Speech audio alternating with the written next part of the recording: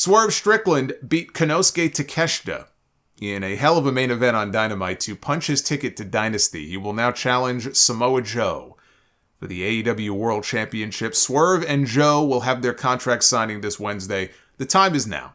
It's time. It's time to put the belt on Swerve next month. Will Ospreay beat Katsuyori Shibata on Dynamite, as Bryan Danielson did on Collision 2 weeks ago.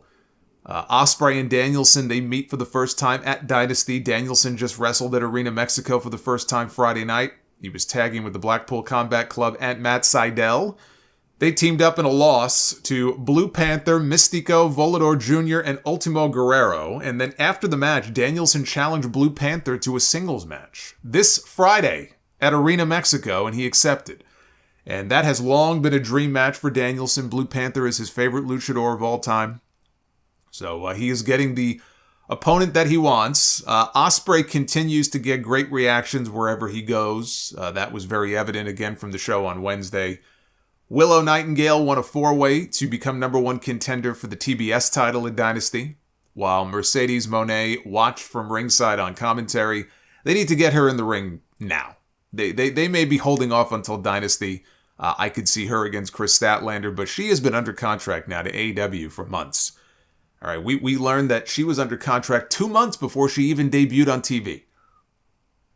And she may not have been medically cleared then, but she is now, and there is no excuse to hold her out any longer. They should get her in the ring in the next 2 weeks, and then build to whatever match she's going to have at Dynasty.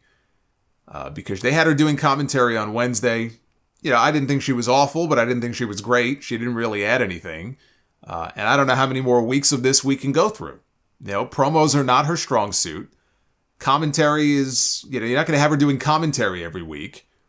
She's got to do something, and you got to get her in the ring. Now, they have some good things going on right now. Dynamite has largely been a great show for the past month or so. But it is not translating in the ratings. Wednesday's show was way down to its lowest Wednesday viewership total since April of 2021. 747,000 viewers on TBS, 0.23 in the 18 to 49 demo. That is the lowest 18 to 49 number that Dynamite has done on a Wednesday since June 24th of 2020. Since the pandemic era shows in Daly's Place with no fans. That is not good. And yet, they were still third for the night on all of cable, behind only 2 NBA games on ESPN. And this is why you hear about Warner Brothers Discovery being happy with the AEW numbers. They can't be thrilled when they drop like this, but whatever metrics that they focus on, whatever the key numbers and metrics are that they're looking at week to week, they're said to be happy with AEW's performance overall. These numbers are still very bad, though, coming off of all their big new signings in a month where they, Tony Khan really loaded these shows up in the month of March. It was like he was relentless. Now, it makes for great TV, but why did it not translate in the numbers? Right? It would be very misguided, I think, to lay all the blame at the feet of Okada and Ospreay and Mercedes. She hasn't even had a match yet. You can't blame her. She hasn't even wrestled yet. Collectively, they have not made a dent in the numbers. But this is more than a problem with any one individual talent. The interest level in the show just isn't there. And it sucks, because I've been enjoying Dynamite personally. Yet their audience is getting smaller, not bigger. And what that means is that the stories are not resonating enough to grow the audience. They still have their core audience, but even some of those people have fallen off. So you look at the stories they have right now. What are the stories they have? Swerve is well-liked by their fans. He has fought his way into title contention next month. That's one story. It's his ascent. It's his journey to try to win his first world championship. Will Ospreay, he just joined. He is running through each member of the Don Callis family, even though he is still kind of sort of part of the Don Callis family. He beat Takeshita. He beat Kyle Fletcher. Now he's going to be wrestling Powerhouse Hobbs on Wednesday. The Battle of Wills. Will the ratings go up? Probably not. But that's one story that has been playing out. And Ospreay is one of their hotter stars right now, at least as far as the live crowds go. So they need to continue pushing him. Some people not knowing who he is is not an excuse to stop pushing, because I still see these tweets and I still see these comments, and it just makes me shake my head. People don't know who he is. Why are they focusing on him? You can't rely on him. Nobody cares. Nobody knows who Will Ospreay is. Nobody watches New Japan. I mean, it's like the Paul Heyman thing. When Vince McMahon hired him to be the executive director of Raw, Heyman started pushing guys like Aleister Black and Andrade, and Buddy Matthews was getting more television time, right? He was pushing these guys with an eye towards the future, even though the audience didn't really know who they were unless they watched NXT. But Heyman's thing was ratings are going to go down. Like, he said it. He told Vince, ratings are going to go down for a while, but it's necessary to make new stars. So, of course, what happened after a few months? Vince panicked and fired him because he wasn't willing to be patient. He wanted success right now. Even though you had the added dynamic of the pandemic and having no fans in the building, which made it even tougher to gauge what was over, who was over, what was working, what wasn't working, because in wrestling, you rely on the live crowds in many ways to tell you that. And they had no live crowds. So what were they relying on to tell us what was working and what wasn't? Vince McMahon and Bruce Pritchard. That's what they were relying on. Vince McMahon, Bruce Pritchard, and Kevin Dunn. But I think Heyman had the right idea. And I would hate to see Tony panic if the numbers slide even more and then pivot away from pushing people like Ospreay and Swerve, because those guys are the future of the company. At least as far as the in-ring week to week. Their future is in good hands with people like that. And they need to be pushed more until the audience does become more familiar with them and does embrace them in a way that hopefully one day we'll have them on the same level of a Kenny Omega, right? Who's always been positioned as a top guy from day one. An Omega, a Jericho, an MJF, people like that. That's where you want Swerve to be. That's where you want Ospreay to be. And Okada and people like that. But you've got to put the time in. They just debuted. Okada joining the Elite was a great idea. They put the Continental title on him to set up for a match with Kenny Omega, but it sounds like Omega might have intestinal surgery soon. And then we have no idea when he'll be back. So the story of Kenny coming back after being fired from the Elite and reigniting his rivalry with Okada, that's on the back burner now. The Undisputed Kingdom has been a colossal failure. Roderick Strong won the International title a month ago. He hasn't done shit since. Taven and Bennett are the Ring of Honor Tag Team Champions. Who cares? Wardlow is a loser. Adam Cole is still months away from getting back in a wrestling ring. So is MJF. By the time he comes back, this story will have been on ice for almost a year. I don't know that anybody is going to care. I still love Timeless Toni Storm. Thunder Rosa and Mariah May, they're going to have a match to decide the number one contender for Tony's title. It'll probably be Tony. Or Thunder, rather, but the real story is with Tony and Mariah May. I loved their segment on Collision last night, by the way. Mercedes is in, has yet to wrestle a match, probably is going to end up wrestling Willow for the TBS title if Willow wins the belt. And then what? There's plenty of women for her to work with, but what's the feud with her that might get people to tune in to see it? Is it her and Toni Storm? Is it her and Britt Baker? That's the one that would make the most sense. Britt has been out for months. Jamie Hayter has been completely forgotten about. She's been gone for almost a year. They have Shida working against Athena now in Ring of Honor, which feels like a dead brand. I don't see how it's benefiting Athena to still be stuck there. You have Adam Copeland. He just won the TNT title. He's back doing his Cope Open challenges. Matt Cardona answered the challenge on Collision last night. That was fun. And then Malachi Black showed up and he teased a future match with Copeland. That would be great.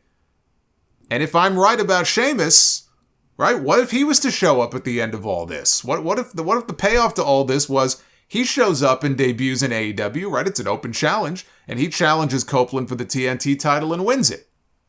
The man that Copeland beat in his final WWE match. Now, I know it would be another ex-WWE guy coming in to hold the title. I'm just saying it's something I can see happening.